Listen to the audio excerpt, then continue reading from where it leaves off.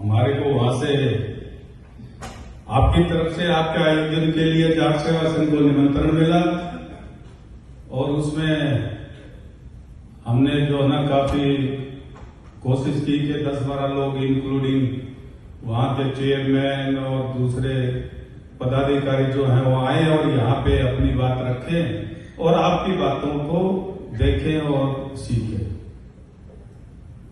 मैं स्पेशली जाट सेवा संघ छोटूराम धाम जसिया रोहतक की बात करूंगा क्योंकि उसके उद्देश्य और उसके जो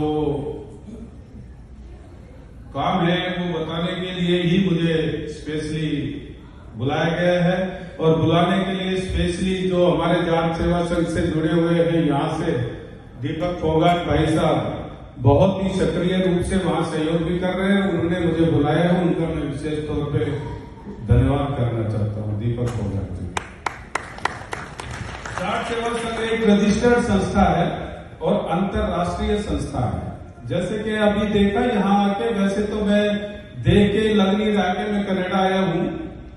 बिल्कुल अपना भारत जैसा माहौल, जाटों वाला माहौल और सब कुछ ऐसा ही लग रहा है जैसे कि इंडिया में ही है। सारे भाई इकट्ठे होकर एक जैसी बातें कर रहे हैं। बहुत सारी संस्थाएं बनी हुई है, बहुत अच्छा है। आप लोग इतनी मेहनत करके इतनी कामयाबी से यहाँ आके भी अपनी कौम का, आप लोग तो सक्षम है ही, आप लोगों ने तो प्रूव किया ही है और कौम को भी जो है अंतर्राष्ट्रीय स्तर पर अगर आप हाईलाइट कर रहे हो तो ये बहुत ही गर्व का विषय है और ये सब देख के बहुत खुशी हो रही है। जाट सेवा संघ आपने सुना होगा 2016 में जाट आरक्षण आंदोलन हुआ था।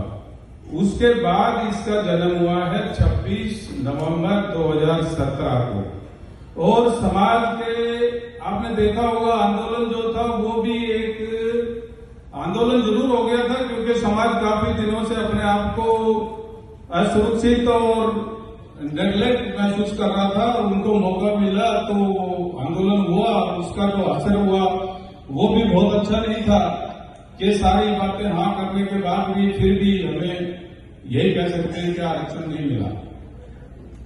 उसके बावजूद भी जो कोई कंट्रोल नहीं था उस आरक्षण के ऊपर, किसी का भी कंट्रोल नहीं था। वो सिर्फ युवाओं का आंदोलन था और युवाओं के ही वो आवाज थी। युवाओं ने ही अपने आप ही यहाँ के अलग हो गए, वहां के अलग हो गए, बाद में सब इकट्ठे हो गए। मेन जो केंद्र था वो रोहतक ही था। उसके बाद जो हुआ बुद्धिजीवियों ने इकट्ठे हो गए, जो हो गए थे कि यार ये हुआ तो इतना बड़ा काम गया और इसका कोई मतलब किसी के देख रेख में या संरक्षण में नहीं था।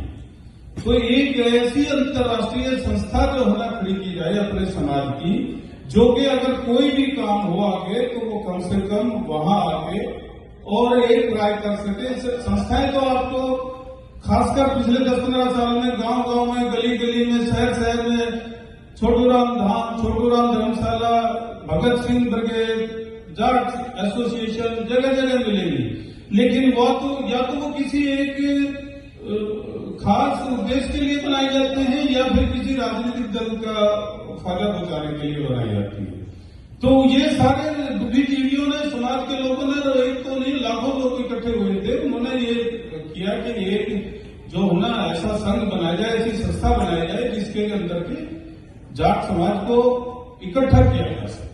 जाट सेवा संघ कार्यालय है वो जसिया में है, रोहतक के पास, छोटूराम धाम के नाम से। मेन रोहतक पानीपत रोड पे आपको बोर्ड भी मिलेगा। बहुत ही 25 एकड़ जमीन जो ली गई है वो समाज ने ही ली है। समाज की इसमें सरकार की कोई दखलंदाजी नहीं है, न जमीन लेने में न किसी तरह की कोई नहीं, क्योंकि ये एक ट्रस्ट है, इसको समाज ही चलाएगा, ये समाज की ही धरोहर रहेगी। इसके संविधान के बारे में क्योंकि समय के लिए बंदी जी ने पहले भी बोला था, मेन वो बता देता हूँ मैं। सारी बातें तो इसका काफी कुछ है जो कि बाकी एसोसिएशन, बाकी धर्मशाला, संस्थान और इन सब से अलग है होगा। ये इसमें सिर्फ जो है ना उसके लिए ही नहीं है कि एक एजुकेशन के लिए ही सरकार की सबसे पहले इसके बाइलाज में ऐसा रखा गया कि इसको सरकार की दखलंदाजी से दूर रखा गया। क्योंकि वहां जो बुद्धिजीवी थे उन्होंने सबने देखा कि संस्थाएं तो जाटों के नाम से बहुत बनी हुई हैं। आप सब जानते हो महाराजा सूरजमल इंस्टीट्यूट दिल्ली, हम गुड़गांव रहते हैं, गुड़गांव में भी देखा है जाट समाज झारखंड में, और भी कईयों को मैं जानता हूँ, केशवपुर दिल्ली वाली, सबका मैं सदस्य हूँ, सब में आता जाता रहा हूँ, सबसे लगा हुआ। तो उसमें यही देखा कि पहले जाट को, एक जाट को दूसरे जाट से लड़ा दो, उसके बाद फिर सरकार उसमें अपना एडमिनिस्ट्रेशन बैठा के उस पर कब्जा कर लेते हैं, अपने हिसाब से चलाती है, और जाट का नाम ले जाता है, जाट के लिए कर कुछ नहीं पाते। तो इसी बात को ध्यान में रखते हुए इसको एक ट्रस्ट बनाया गया है, और इस ट्रस्ट के अंदर कम से कम भी जो ऐसी इसका उद्देश्य जो रखा गया है वो ऐसे रखा गया है कि सब जो है ना जाट समाज का इतिहास और उसकी आगे और भी खोज, और उसके बारे में एक 4D का ऑडिटोरियम बना के उसमें समाज के लिए जो भी कोई ऐसी घटना पैदा हो, जैसे कि अभी हाल ही में हो गया है कि किसी को पसंद है किसी को नहीं है, तो समाज इकट्ठा होकर फैसला ले इसके ओलंपिक में गणेश फोगाट के साथ जैसा हुआ है। ऐसा ही पिछले दिनों एक घटना हुई थी, सरपंचों की, सरकार ने सरपंचों के सारे अधिकार छीन लिए थे हरियाणा के अंदर, और उस बात के ऊपर सरपंचों को जहां कहीं भी वो अपनी मीटिंग करने चाहते तो करने नहीं दिया जाता था।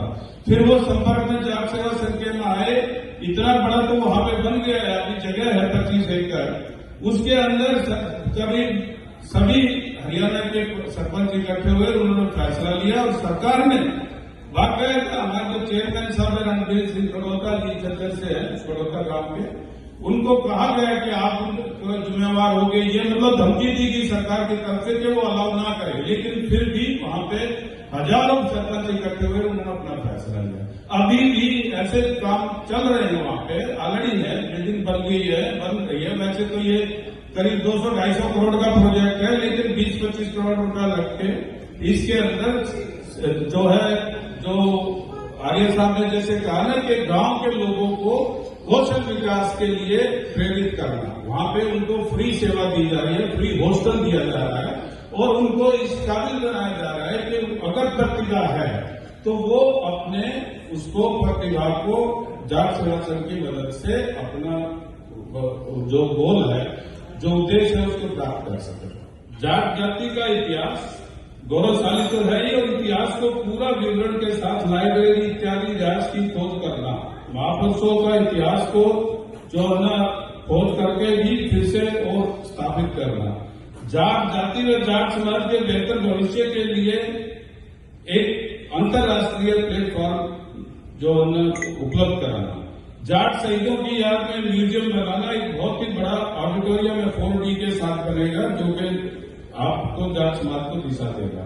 जाट समाज के उत्थान के लिए सेमिनार आयोजित करना, और बार बार सामाजिक न्याय के लिए तो होना लोगों की मदद करना, जाट समाज के लिए विश्व स्तरीय खेल अकादमी स्थापित करना, और सामाजिक न्याय केंद्र भी उसमें एक अलग से बनेगा, व्यावसायिक स्किल प्रशिक्षण केंद्र बनाना, और उसके लिए जो है जो भी रूरल एरिया के गांव के बच्चे हैं उनको स्पेशली उसमें लाभ देना, बिना किसी फीस के, बिना किसी खर्चे के, हॉस्टल की सर्विसेज। जाट सेवा संघ का उद्देश्य केवल चंदा इकट्ठा करना या बिल्डिंग बनाना नहीं है। इस संस्था का उद्देश्य किसी भी राजनीतिक पार्टी को लाभ पहुंचाना भी नहीं है। साथियों, जाट सेवा संघ का प्रचार और प्रसार सारे देश प्रदेश और विदेश में जोरों से किया जा रहा है।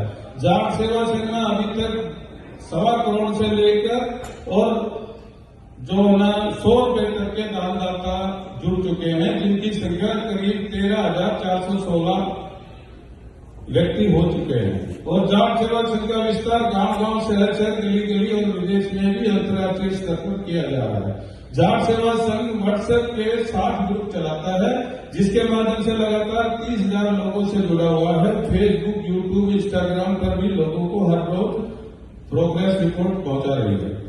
भारत के 12 प्रदेशों में 75 जिलों में जाट सेवा संघ का संगठन बना हुआ है तथा कनाडा, अमेरिका, इंग्लैंड, ऑस्ट्रेलिया तक के लोग जाट भाई संगठन से जुड़े हुए हैं और सहयोग कर रहे हैं। वेबसाइट पर हर दानदाता की डिटेल अपडेट है, एक पैसे का हिसाब उस पर उपलब्ध है। 20 करोड़ का दान अभी तक मिल चुका है और उसका जो है ना पूरा वेबसाइट पे ब्यौरा है। छोटू राम धाम विश्व भर के जाट समाज की धरोहर है। समाज निर्माण से राष्ट्र निर्माण तक का इसका नारा है और छोटू राम धाम में आप सब लोगों के सहयोग की भी जरूरत है। मैं फिर से एक बार स्पेशली भाई दीपक फोगाट का करता हूं क्योंकि ये हमारे वहां से जुड़े हुए हैं। मैं एक बात और बता दूं, जो बच्चे वहां पे एजेंटों के या दूसरे लोगों के शिकार हो जाते हैं उनको बचाने के लिए इन्होंने छोटू राम धाम दसिया में ही आईलेट्स की सेवाएं शुरू कर दिया। वहां का पूरा खर्चा भाई दीपक फोगाट उठा रहा है और वहां से बच्चे तैयार करके विदेशों में आपके कनाडा में सब जगह आ रहे हैं। ये संस्था एक छोटी मोटी संस्था नहीं है, ये इसके उद्देश्य बहुत बड़े हैं और इसके जो है ना काम करने वाले लोग भी इतने कमिटेड हैं कि निजी इतना किसी स्वार्थ के इसमें लगे हुए हैं और आप लोगों तक जरूर जो है ना एक वो लेके घर घर तक हम पहुंचेंगे। और जय जाट जय सच।